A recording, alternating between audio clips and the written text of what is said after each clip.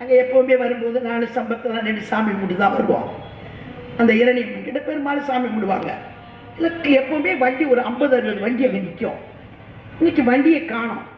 நான் உடனே வண்டி நேராக போய் வண்டியை வாசலுக்கு முன்னாடி நிறுத்தி அம்மாவை பார்த்து கும்பிட்டோடனே ஒரு எஸ்ஐ வந்தான். வந்து நீங்கள் எங்கேயும் வண்டி நிறுத்தக்கூடாதுங்க. ஏன்னு டிஐஜி வர்றாரு, அதில் வண்டி எடுக்கண்ணா. நான் இல்லைன்னா 4000 ரூபா ஃபைன் போடுவேன்னாரு.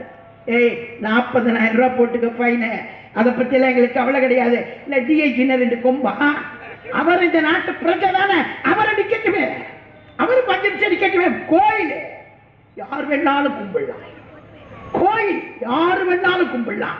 நான் கேட்க விரும்புகிற, பொதுமக்களை விரட்டிட்டு போலீஸ் அதிகாரி வர்றாங்கன்னா இவ்வளவு ரூட்டை கிளீன் பண்ணி வைக்கிறீங்களே, எத்தனை இடத்துல பாலியல் தொந்தரவு நடக்குது, அங்கெல்லாம் பாதுகாப்பு கொடுத்து சம்பந்தப்பட்டவர்களை கைது செய்வதற்கு இதுவரைக்கும் நடவடிக்கை எடுத்திருக்கீங்களா?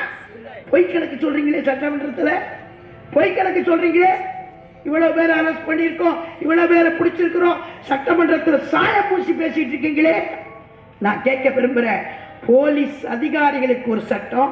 இன்னைக்கு இருக்கிற போலீஸ் அப்படியா இருக்கு? சம்பத் சொன்னாரு, கருணாநிதியே சொன்னார், ஈரல் கெட்டு போன காவல்துறையினர், ஈரல் கெட்டு போன காவல்துறையினர். நாங்க சொல்லல, நாங்க யாரும் சொல்லல, கருணாநிதியே சொல்லிவிட்டு போனார். அது மட்டும் இல்ல, இன்னைக்கு